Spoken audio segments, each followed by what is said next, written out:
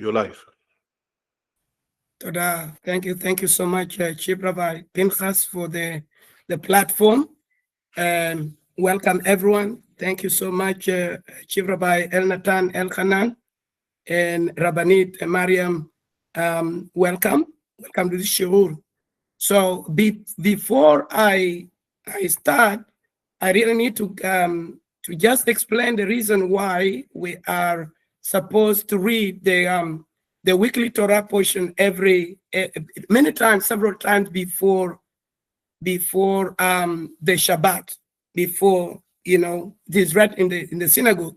So what I would like to do is to be going through the parasha, not by quoting a specific text, but sometimes because we have got so much within the Chief Rabbinate of Africa, we have been taught so much, and as a student of the Chief Rabbinate of Africa, one of the things that I would like to do is for all of us, to learn together, to be able to get information from the Tikkunei Zohar, from the Adar Tevunah, from all the texts, the Rambam, and all the Midrashim and everything, by looking at the text. So what I'm going to do is try in my own corner here to read the text, because I don't know, there are not many people on the platform, but one of the things that has been so helpful for me over the years is that when we learn the text in the original text in Hebrew, or we can say Kitab HaShurit, which we have now in front of us, is so that we can have the understanding insight into the ancient words of the Chazal, of the sages, and of the Torah of Torah Emet. So with that said, we would like to start exploring the text. And because the parasha has got so much, it's the light of the Or Ein Sof. It's not possible for us to be able to really understand even one word in one go. So it requires a lot of elucidations, a lot of explanation, and therefore we are going to be doing this over a 2 days period, most likely on Wednesdays and also on Sundays, 8:40 Australian Eastern Time in the city of Melbourne here, and you can always join wherever you are. Okay, so now, and you can always stop me and put some more additional information. We can always discuss together. It's meant to be an interactive class, so obviously, we can always share ideas. But one of the things that I would like to do here is to be able to look at the Hebrew text, and for us to be able to meditate and to think about what we are reading. So we will begin with Parashat Vayishlach. So just a little bit introduction. So all the parashot that we have been reading until now, and with the ones that are coming, we are actually being given a map, as Chief Rabbi Elchanan was teaching today on Eliezer program, explaining that, when the sages are pulling texts from different places, they are not just, they are using the words of the Torah, but they are giving us a map. And inside the Midrashim, in the Torah text, we will be able to find ourselves, our own souls. So this is what we are doing. Okay, so let's start reading the parasha. וישלח יעקב מלאכים לפניו אל עשיו אחיו ארץ שעיר, שדה אדום. So this verse, וישלח, and he sent who? As Chief Rabbi Elnatan Elchanan was saying before, Shalom, Shalom, Rabbi Mbogo, Shalom, Shalom, welcome. Welcome to the shiur. Very nice to see you. Okay, can everyone hear me? Yes, Rabino. Okay. So please, always you can always ask this shiur. As I can see, some of the students from the Republic of Kenya, maybe South Sudan, and different parts of the world, Israel and America, not everybody is familiar with the text, with the Hebrew text. So what we are doing here with the Chief Rabbinate of Africa, being led by our beloved Rabbi Chief Rabbi Pinchas Eliyahu Shaddai, and Rabbi, Elnatan Elchanan, Chief Rabbi Elnatan Elchanan, and the other rabbis, they are trying to lead us into the path to the clean, pure water. So that's why they are toiling every day, trying to bring the Torah to us. And we are supposed to build our communities. It's always good to equip ourselves. So that's why I want to challenge myself. I want to put myself on the line just to do something. And tomorrow it would be you. It would be anybody. We are doing the little bits that we can with Hashem. So I'll go back to Parashat Vaishlach. So obviously this is the Torah portion of the week. Vaishlach Yaakov Melachim lefanav el Esav achiv aretza seir sede Edom. Can everybody see the text? Yes, I can see the text on my side. It's clear. Very good. Baruch Hashem. Okay. So if you are not familiar with how to read Hebrew, this will also be your chance for you to be able to see how we can pronounce the words and how we can learn, because this is the aim of going through the Parashat HaShavua. So we will spend some time just trying to look at this text. So Vaishlach means and he sent, and the question is who. The text doesn't tell us who is sending. It's like in the book of Vayikra. You find in the book of Vayikra, it says Vayikra el Moshe. But who is calling Moshe? So you find this kind of information in the Torah that is telling you that the information we are reading is not so simple as we might think.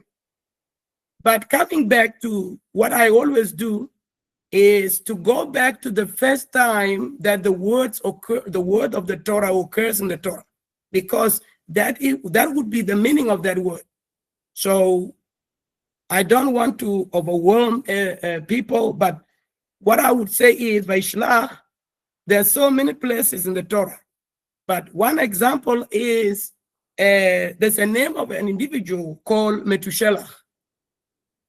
Metushelach means, Metu, it means at his death, Shalach will be sent. And it was a person from the line of Noah that lived a very long time. And he died 7 days before the flood, the Mabul. And in his name has got this concept of to send forth. So we have here something of the concept of Nevuah. Another place we find in the Torah is when Noah is sending out the birds. So it sent the Yonah, it sent the Oreb the dove. Shalom, shalom. Someone wants to speak? Okay. So we continue. So we find that Noah is sending out the birds. First he sent the Oreb, the raven, and it was Yatzo. It was going around in circles, and it came back to the ark. And another time he sent the dove. The dove went and came back and went again and did not return. So we see the word Vaishlach means a lot. But in this case, Vaishlach Yaakov is sending the Malachim to before him, real Malachim, to Esav, Achiv, his brother. And he's sending them to a place called Seir, Sede Edom. So this is the abode, this is the place of Seir, is the land that Esav relocated. So it's located in the south of Eretz Canaan, of the south of Israel. And that was a place where Yitzchak was dwelling at the time. So there is a historical context here. Okay, so what did he tell them? Vaitzav otam lemor, ko temerun le Adoni, le Esav ko amar avdecha, Yaakov im Lavan garti, ve'echar at ata. So he said he commanded them. He commanded them. So this word he commanded them is the root for the mitzvot. So we see something quite amazing here, that we as human beings, someone like Yaakov Avinu is sending out the Malachim. And it's very fascinating, how can a human being send the Malachim? And I remember something from Midrash and Chumah, which says that everywhere you find the Malachim in the plural is referring to real Malachim, Malachim Mamash, real Malachim.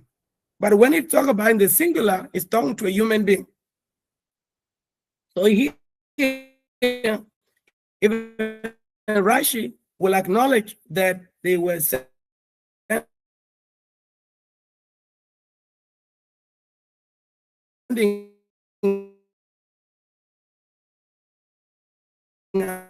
out the real Malachim.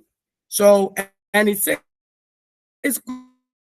go, you are supposed to say ko. And this word is a very interesting word, because you find that all the Nevi'im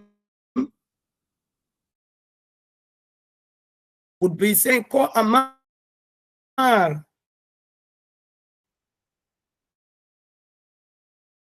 Hashem. So this is a word that is so common in the prophets. And Bezrat Hashem, maybe one day we can go there, as we journey through the Tanakh. But it's also the word ko is also used in Akedat Yitzchak, the binding of Yitzchak. Avraham Avinu woke up, Vayashkem Baboker, Avraham woke up very early, and he says, I'm going Ko. I'm going to a place called Ko. So this is also a place, and it's actually it's a code for Har Moriah, the mount, the temple itself. So in other words, here Yaakov Avinu is alluding to the role that he is playing, and he's telling himself a lot of things that are concealed. We will see why he's saying so. It says, "Vayitzav otam lemor ko tomerun leAdoni leEsav ko amar avdecha Yaakov im Lavan garti ve'echar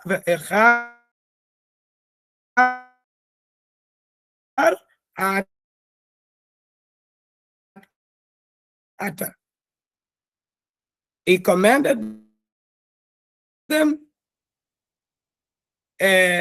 otam lemor, saying, you are supposed to say to Adoni. So he's calling Esav Adoni. You are supposed to say to your servant Yaakov, Avdecha Yaakov. So he's lowering himself. He's saying, I am your servant to Esav. I am your servant. Im Lavan Garti.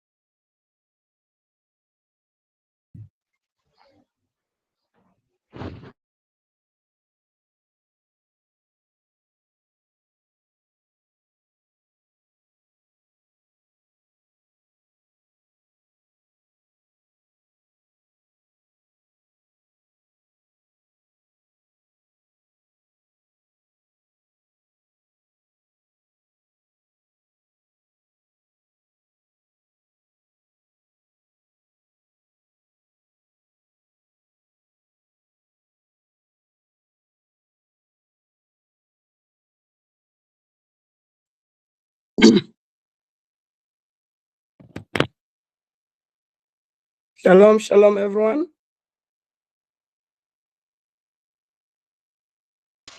Shalom.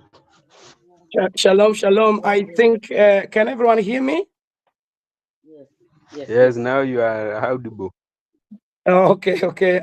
I'm actually going. I think my internet is playing up a bit. I'm actually going on I'm using my phone now. So I just put on the camera. Set. Okay, just give me a minute. I'm getting used to the technology. Allow- okay.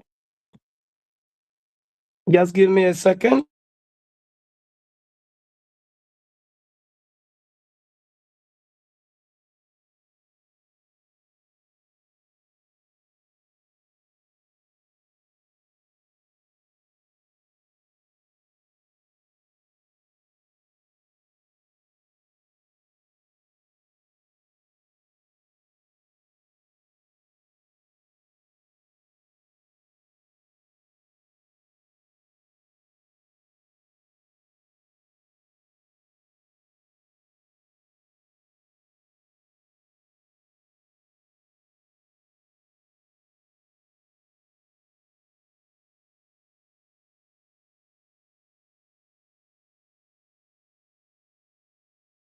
Shalom, shalom, everyone. Shalom. Yeah, so I'm so sorry. My apologies for the glitch. Um, I have my computer has an issue, so I'm just trying to get back to the computer so that you'll be able to see the text. Otherwise, it's a little bit tricky to teach without the text before me. So I will try to get back in, but I'll stay on the phone for the time being. Does anyone remember where I stopped actually, where it started freezing? Did you hear everything or?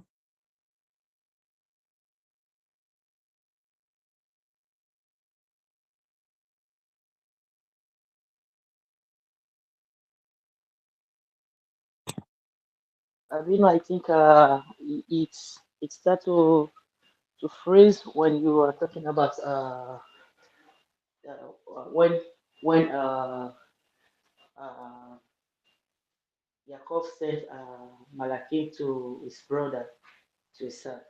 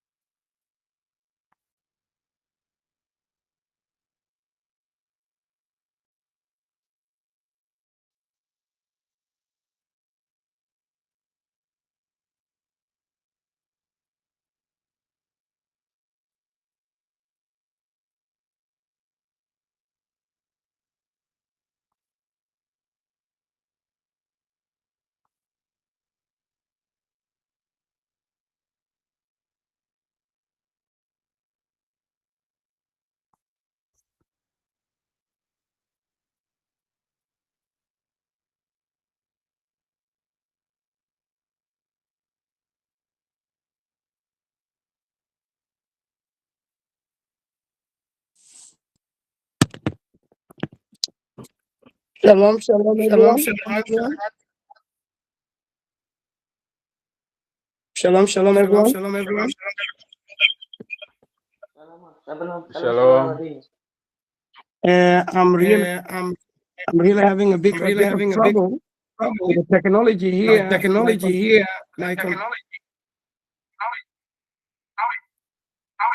My computer is playing out of bit.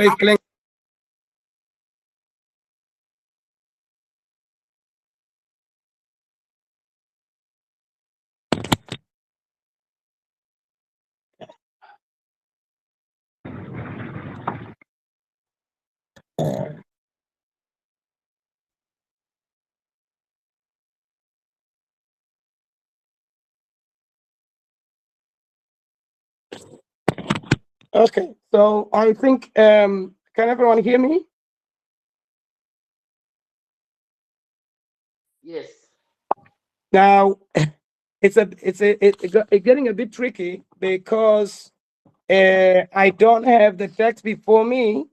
I don't really know how we can do it because I really wanted you to see the text itself, but we got about, we have a lot of time is gone. We've already lost time, but maybe in the next 10 minutes, maybe Bezrat Hashem next time, I pray would be, Bezrat Hashem would be much better. We don't have to have issues with this. So basically, let me there is a lot here to unpack. So it says here, Vaishlach Yaakov Melachim Lefanav. So we already discussed that text before. We already have spoken about it. And then the next verse is actually saying that it's telling us that Yaakov Avinu commanded Vayitzavi Otam Lemor, Ko Tamerun Le Adoni Le Esav, Ko Amar Avdecha Yaakov, Im Lavan Garti, Ve'echar At Ata. So he's actually telling, this is basically a warning to Esav. He say, look, I actually spent a lot of time with Lavan because Lavan was known in the world as the sorcerer. He was a very dangerous man.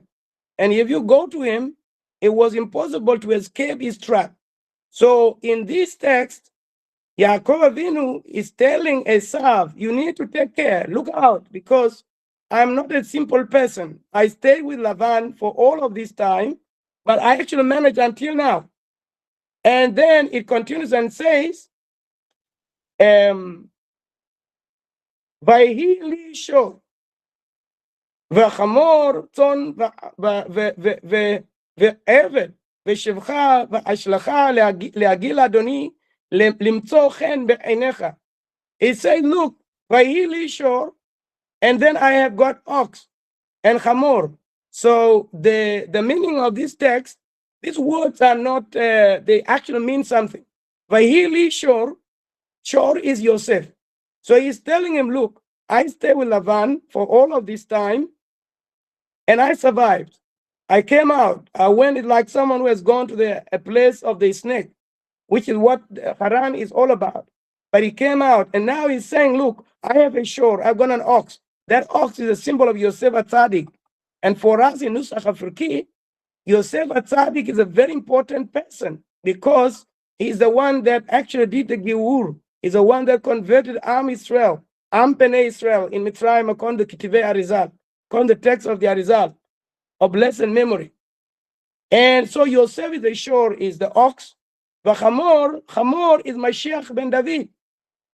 It's because it is written in Midrash and Chumah, the Midrashim, that whenever, we talk about Mashiach riding on the donkey. And the donkey, the Chomer, is a word for materiality. So you read that for example, in Bereshit, chapter 11, I think, where it says that the whole world had one speech and one language, and people were Mikedem. Then they found a valley in the Eretz Shinar, then they settled there. That it says there that they actually began to burn bricks.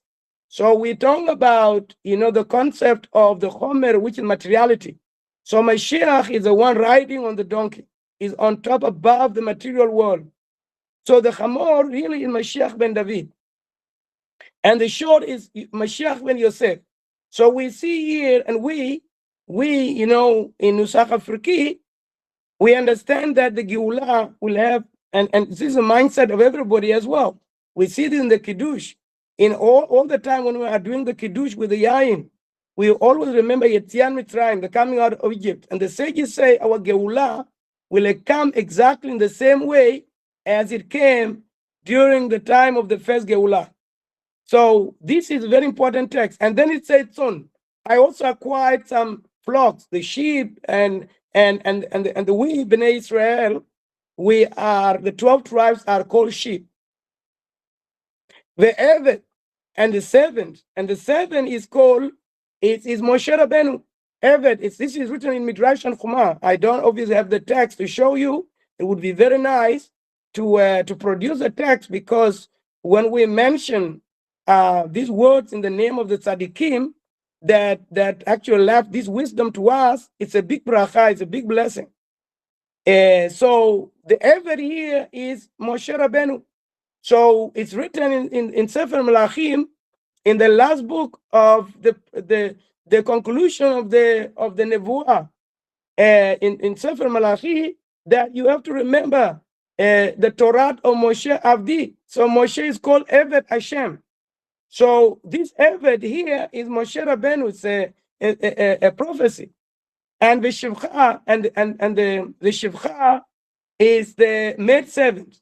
So it's in the singular. If you look at it, it's very singular. So why is it singular? So the Shivcha is referring to Ruth and Moaviah. So Ruth is the one that came from Moab. And we remember here, because the text we are looking at here is very historical. It's an historical text, because we are not only looking at Yaakov alone as a person, but we are also looking at what has unfolded also in the generations that have passed. In the past generations, we are going back to Adam Arishon, to Noah. We're coming to the generation of Avraham Avinu. We're coming to the time of Yitzchak and Yaakov Avinu now. So this is a very historical text. But this is a prophecy telling us the Shivcha here is talking about Ruth. So we know Ruth came from Moab. And Moab is connected to Lot. Lot was actually is a brother to Sarah, the wife of Abraham, because Lot is related to Abraham, because Terach had 3 sons, Abraham and Nahor and Haran. And Haran died in Ur Kasdim, in a place called Ur Kasdim. So, and then Lot went with Abraham to Eretz Canaan, and they separated. We see the same thing also in the text here, that Esav and Yaakov also separated. After from the womb, they were fighting, and they separated. So all that is happening here is actually a historical text. So, and then it says, to tell my master to tell Agid. So all this Agadah is meant, all this Agadah, we have Agadah for Pesach, where we sit down, we narrate all the history of the redemption. So this Parashat Vayishlach is not just only something that happened in the past, but there are so many practical lessons that we can actually learn every day, because our Torah is very deep. It's giving us a map. So, and it's actually saying that because of all these things that I'm telling you, Esav, you should really, you should, these things, you need to consider these things, because once you understand these things, you should really, you need chen. So, but because Yaakov is humble, he's humbling himself now in this world, because in the Atil Lavo, Yaakov Avinu is going to be the one that Esau will be subjugated and will be underneath Yaakov. So, but in this world, Esau is in charge of everything. So this is what the text is actually, so it's telling us. So it says here, "Vayeshevu malachim el Yaakov lemor, ba'anu el achicha, el Esau v'gam olech likratecha ve'arba'a me'od ish imo." So it says here, we have come to your brother Esau, Shalom, shalom, everyone. You can hear me?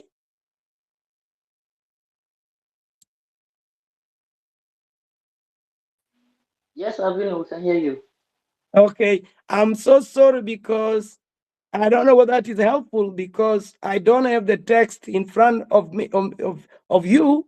So it's very tricky, you know. So I'm just explaining things here and I'm trying to, I hope it is helpful. Okay. So basically they return, the Malachim return to Yaakov. And they telling Yaakov that we have come, Banu Elachicha, we have come to your brother. But guess what? We have come to your brother. Which brother? Esau. And the Gamolech, and he is going, in other words, he's doing something, he's walking. He has gathered an army of 400. Now, if I may ask you, when you hear this number 400, where else do we find this in the Torah? Let me just pose that question to you. Have you ever heard of this number 400? Okay, so I think we have reached the end of the shiur. You know, I think it's giving a warning. I don't know whether it will continue. But can anyone tell me where else do we find this number 400?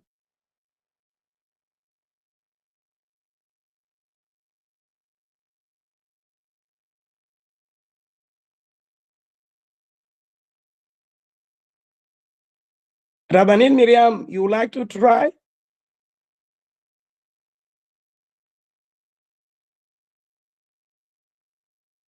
Avinu, I think you need to help us, please.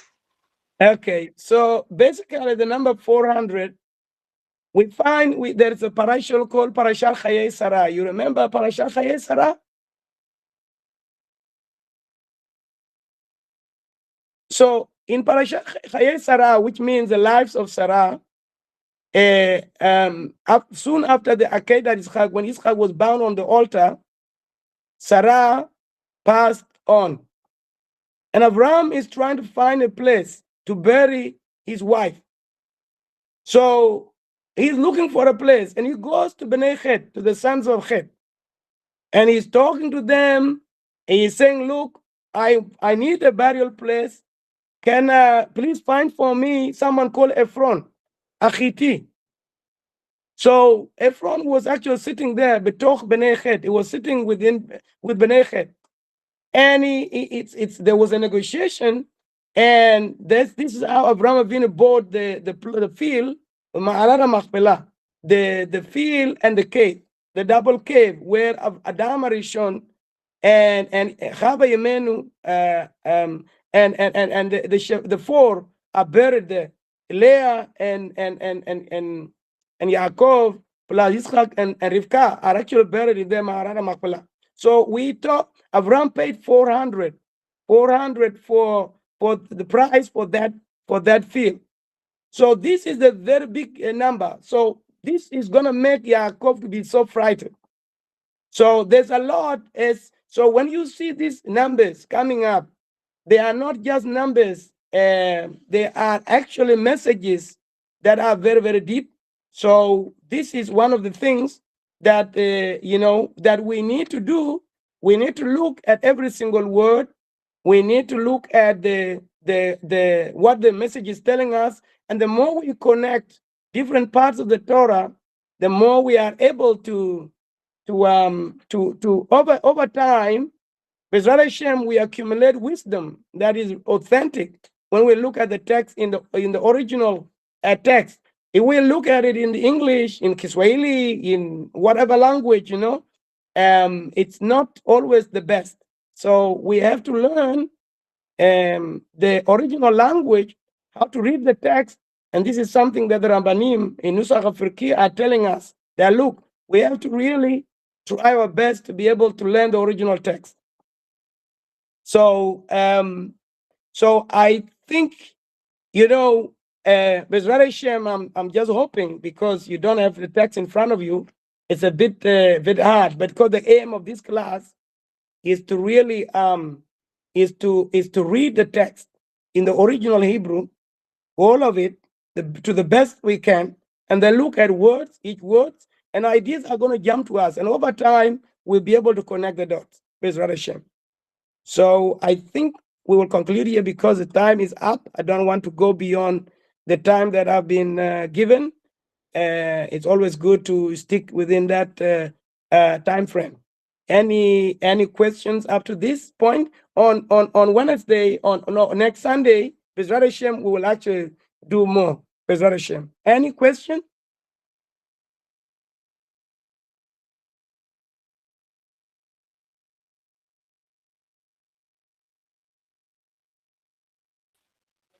Shalom, shalom, Rabbi. Shalom, shalom, Rabbinate Mariam. Thank you so much for the remote. Thank you for your time, and it's so helpful. It's very, very helpful. And because my question is, it's not like a question.